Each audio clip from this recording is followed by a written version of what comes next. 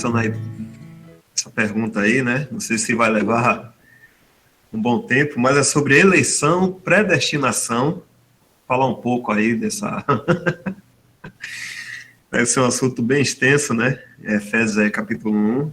E se puder, os irmãos darem fazer um comentário sobre Romanos 9, né, 22, que tem uma má doutrina aí sobre isso, né? Romanos 9, 22, que fala que Deus preparou vasos para perdição, mas aí se os irmãos puderem discorrer desse assunto aí, eleição e predestinação, a posição do cristão.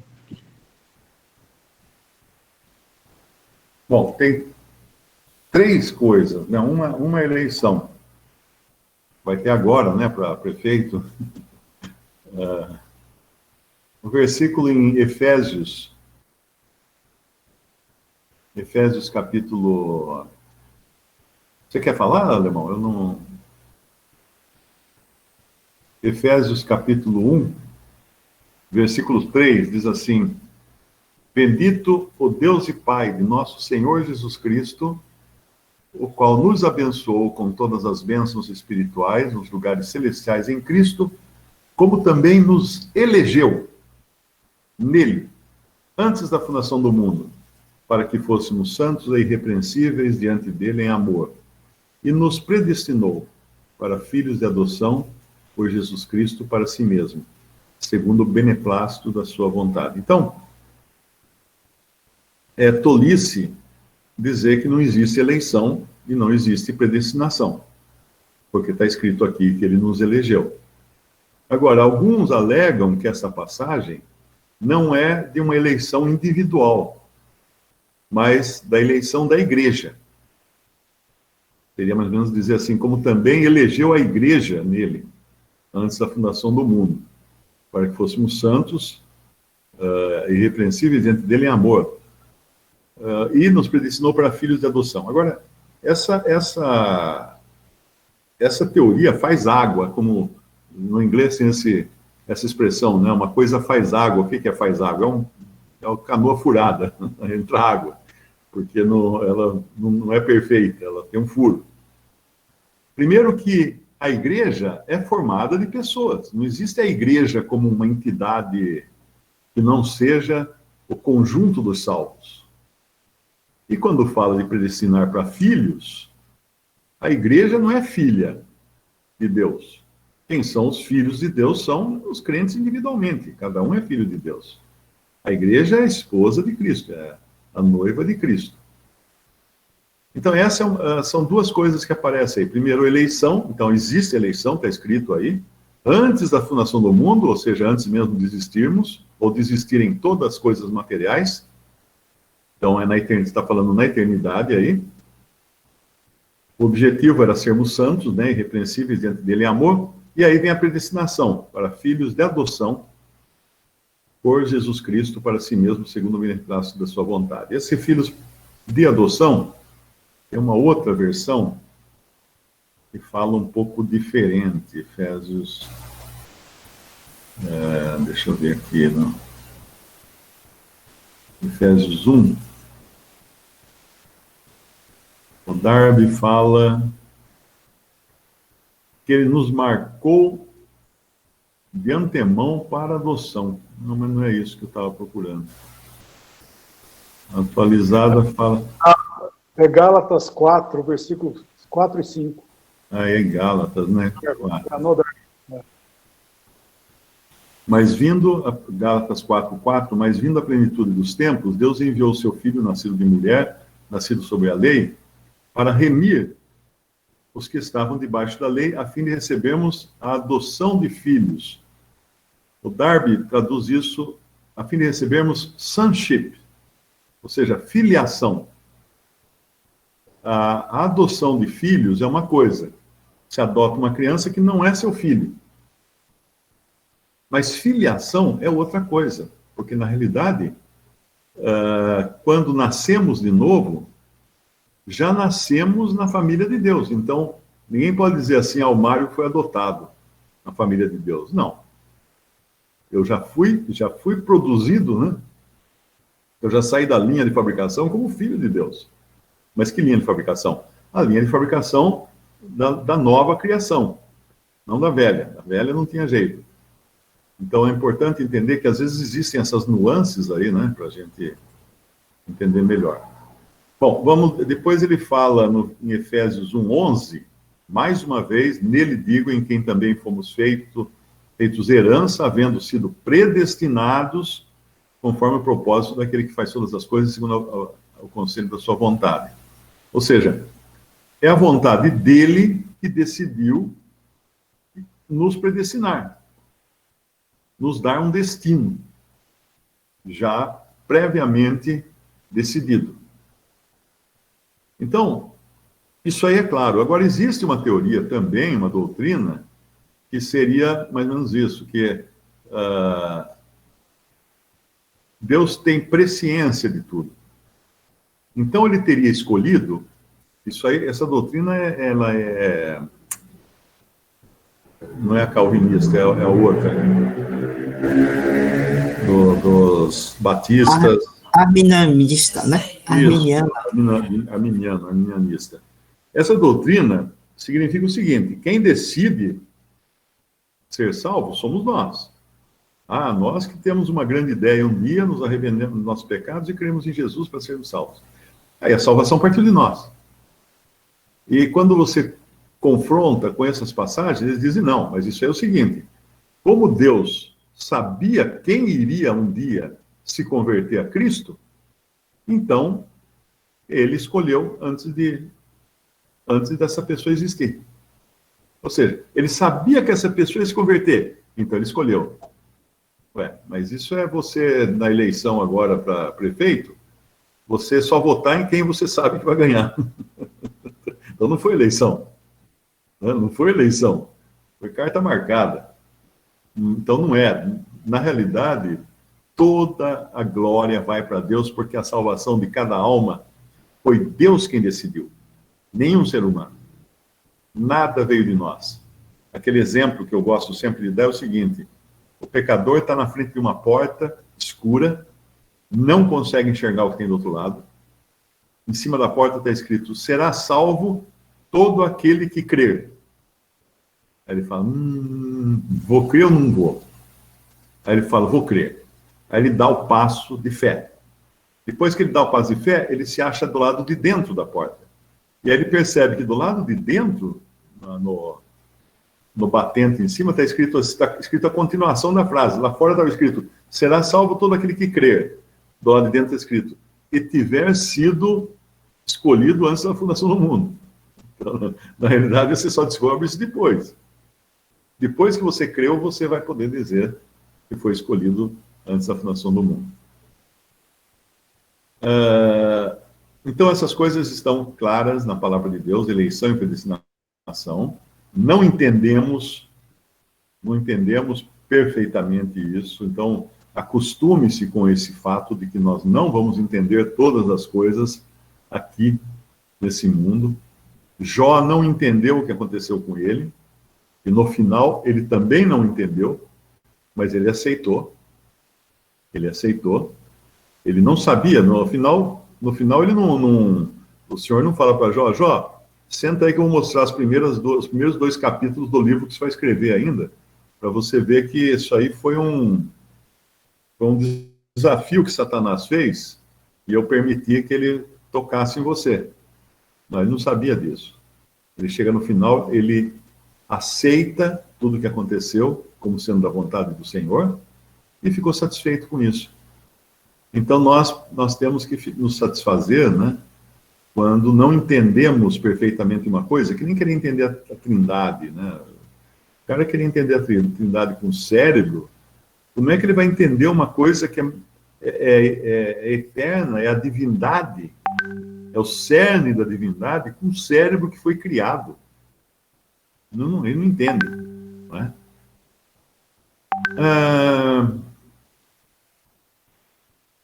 Mas alguém perguntou daquele caso de que Deus poderia ter escolhido alguns para a perdição. Não. Deus não escolheu nenhum para a perdição. Lá em Romanos, capítulo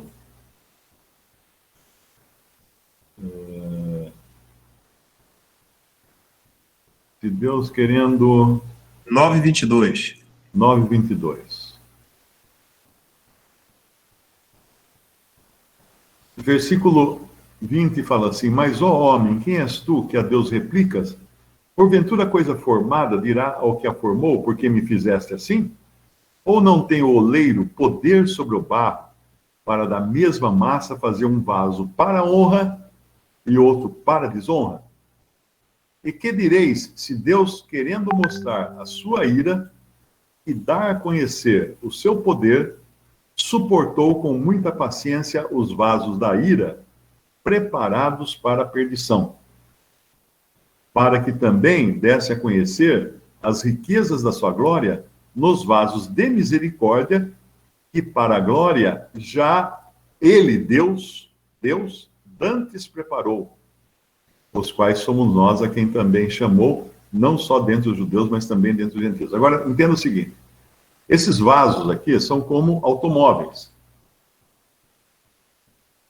A Ford fabrica, nem lembro os modelos que fabrica agora, fabrica uma SUV, aquele carrão grande, né? Fabrica uma SUV. Aquela SUV vai servir de passeio para famílias, ela fabrica já com uma configuração para a família passear, e ela fabrica com uma outra configuração para a Polícia Federal utilizar aquela SUV. Põe até uma gradinha lá atrás para prender o bandido na gaiolinha e tal. E fabricou dois tipos, dois modelos. Então, o oleiro faz o vaso do jeito que ele quer. Do jeito que ele quer. Agora, o que determina é o uso que é dado a esse vaso. Então, essa SUV que foi fabricada para uma família usar, ela pode ser roubada por um bandido para começar a praticar crime. Mas tem alguma coisa, vão processar então a Ford porque fabricou a SUV? Não, ela fez a perua só. Ela fez o carro. Como alguém vai usar aquilo, é a responsabilidade desse alguém. Agora, todos os seres humanos, eles saem já de fábrica pecadores. Então, se Deus, na sua bondade, na sua misericórdia, quis pegar da linha de produção um determinado número de seres humanos e decidir falar assim: eu vou dar a esses um lugar na glória. Deus não é injusto. Porque todos eles estavam indo para ser instrumento de bandido, de roubo, de crime, etc. Mas Deus não quis. Ele falou: esses daqui eu vou separar. Da mesma forma como a Ford separa lá um lote para ser configurado para um determinado uso.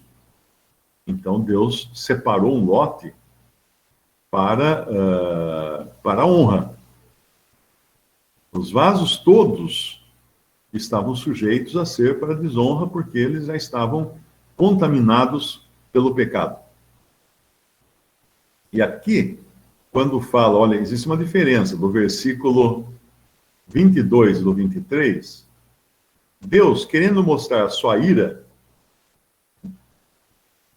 e dar a conhecer o seu poder, suportou com muita paciência os vasos da ira, preparados para a perdição. Não diz que Deus preparou, senão a redação seria diferente. Diria assim: Deus, querendo mostrar a sua ira e dar a conhecer o seu poder, suportou com muita paciência os vasos da ira que ele preparou para a perdição. Seria essa a redação, se Deus tivesse preparado. Mas aqui o sujeito fica indefinido. Os vasos da ira foram preparados para a perdição. Mas não diz que foram preparados por Deus. Eles foram preparados lá no Jardim do Éden para a perdição, quando o pecado entrou no mundo e deturpou todos os vasos que viriam depois, né? Mas no versículo 23, aí define o sujeito, para que também Deus desse a conhecer as riquezas da sua glória nos vasos de misericórdia, que para a glória ele já dantes preparou. Eu acho que no inglês fica mais claro, é porque no português existe um instrumento que normalmente no inglês não é usado, que é o sujeito oculto. Não o indefinido, como no versículo 22, né? Mas oculto. Mas no inglês fica assim, as riquezas da sua glória nos vasos de misericórdia que he had before prepared for glory.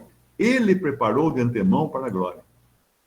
Então isso aí já resolve o problema daqueles que falam que Deus preparou uns vasos para a perdição. Não, Deus não preparou ninguém para a perdição. Já tínhamos sido preparados para a perdição por causa do pecado. Já saímos de fábrica todos tortos, né? Todos corrompidos pelo pecado. Até aí só.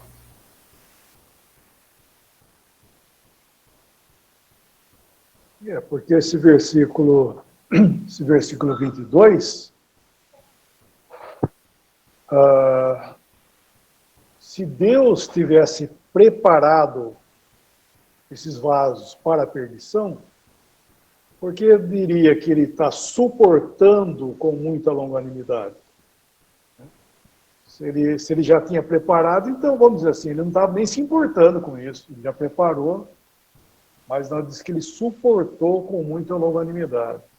Então, isso mostra também, né, além do que o Mário falou, que não foi Deus que preparou. Ele está suportando esses vasos. Eu sugeria falar assim, que a si mesmo se prepararam para a perdição. Não foi Deus que fez. Foram os próprios homens, as próprias pessoas. E lembrar também que essa questão de predestinado está relacionado ao lugar, né? A eleição é pessoa. Predestinação é o lugar. Então, o que ele está mostrando que o ser humano, no seu estado perdido, né, filhos da ira, como os outros também, como Paulo fala em Efésios, o destino, o que é? Qual que é a predestinação? É o lago de fogo, é juízo, é condenação. Agora, o que Deus está fazendo é elegendo alguns para sair dessa condição.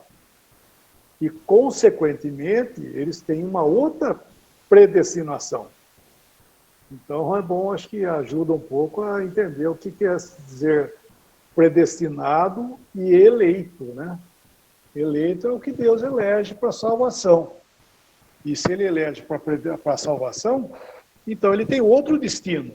Ele é predestinado para a glória. E aí, quem que é? O incrédulo está predestinado para quê? Para a perdição mesmo. Não tem outro lugar para ele. Ele é predestinado para isso. Porque ele se fez isso, né?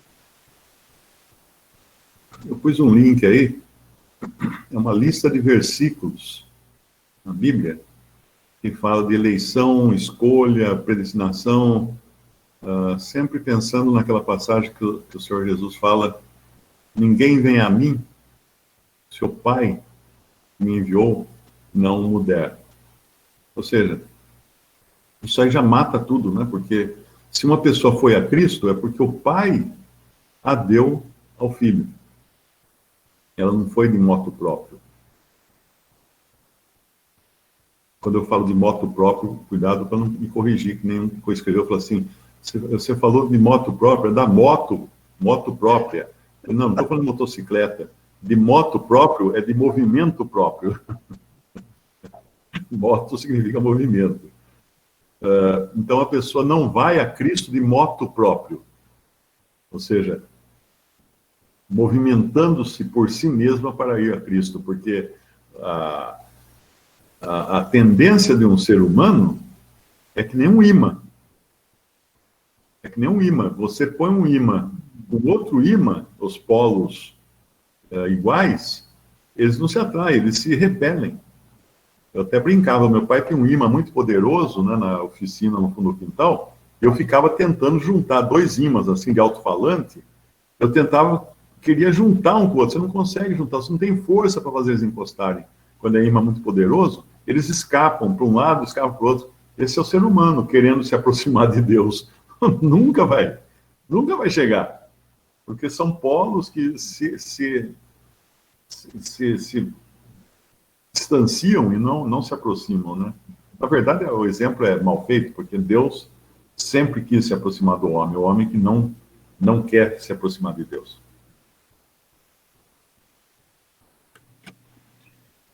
Irmãos, uma das coisas que mais... Né? Uma das coisas que mais chama atenção, eu recebo muito comentário, não publico tudo, né, no Facebook, não, mas eu recebo muito comentário de pessoas que estão felizes agora. Felizes e falam assim, é como se um peso fosse tirado das minhas costas. É sempre assim. Eu tinha medo do inferno, eu não tinha certeza da salvação. Hoje uma escreveu e falou assim, eu quero agradecer porque agora já não quero mais atentar contra a minha própria vida. Olha que coisa. Olha o valor que tem o evangelho, né, para chegar a uma pessoa e mudar uma pessoa assim, e dar essa certeza de salvação, de vida eterna. Que maravilhoso que é isso, né? Como a gente pode se regozijar de ver isso assim, nesse tempo. Porque uma coisa eu posso dizer, olha, os irmãos mais velhos nos Estados Unidos, Canadá, Europa, eles estão meio que assustados com o que está acontecendo aqui no Brasil, né? Também em outros países da América Latina, porque lá não tem esse interesse mais, não tem esse negócio de gente falando que se converteu. A maioria dos irmãos lá nasceram já, são filhos, irmãos que estavam congregados e continuam congregando. Então, de repente, tem gente que se converte, que dá aquela alegria, aquela coisa, a gente fica até olhando assim, será? Eu acho que não é verdade, né? Fica até meio duvidando da coisa. Mas nós podemos dar graças a Deus por isso, viu? Sabe que essa questão de predestinado e etc e tal, né? Eu vejo que isso aí é o cristão, né, que é o crente, né, a pessoa que está dentro da esfera cristã, em vez dele ficar feliz, né, com o chamado do Senhor e reconhecendo a soberania de Deus em cima de tudo isso, ele fica ocupado por que isso é assim e não é assado, coisa, né, nesse tipo de ocupação. Isso é que nem um incrédulo. O incrédulo é assim também. Você vai falar do evangelho, ele fala, mas é o ímpio que está lá no meio do mato. E o fulano e tal que morreu lá no hospital. E o fulano... Então ele fica ocupado com uma coisa que não pertence a ele. Deus está falando com ele.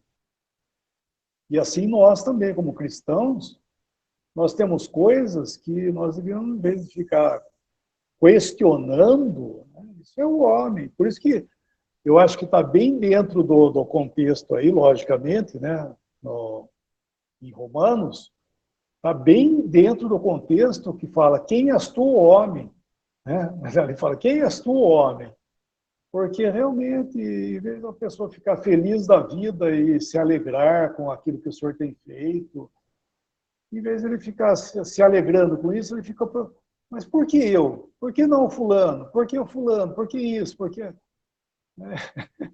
se ocupa com uma coisa que não pertence a nós, né? A resposta nós vamos ter, não. Nós as teremos aos pés do Senhor. Mas uma coisa tem certeza, que é o que eu penso hoje, é o que eu vou pensar eternamente, tenho certeza. Que o Senhor me amou, um homem como eu, ele me salvou. Isso eu estou sem certeza absoluta, que eu não tinha nada que diferenciasse de outro, mas ele me amou e me salvou. Isso, para mim, é o tudo, já é o bastante, né? E agora, por quê? Por que não o meu vizinho? Por que não o meu irmão de carne? Né? Porque o meu irmão de carne foi criado no mesmo lar, mesmo pai, mesma mãe. Por que ele me salvou e não ele? Puxa vida, graças a Deus que fui eu. Não tô desprezando ele, mas eu estou dizendo, graças a Deus que ele me salvou. Não é verdade? É esse que é o ponto. E não ficar achando, desculpa de eu falar assim, achando uma certa injustiça em Deus, como ele estivesse sendo acepcioso. Não, ele sabe muito bem o que ele está fazendo. Então, para mim, sobra quem és tu, homem, né? Para questionar o que ele está fazendo.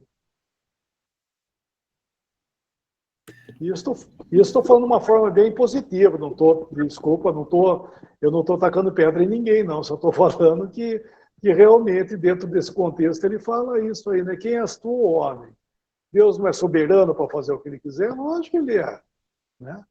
Então, para nós, é descanso. Você está salvo? Então, se alegre nisso, né? Se alegre nisso.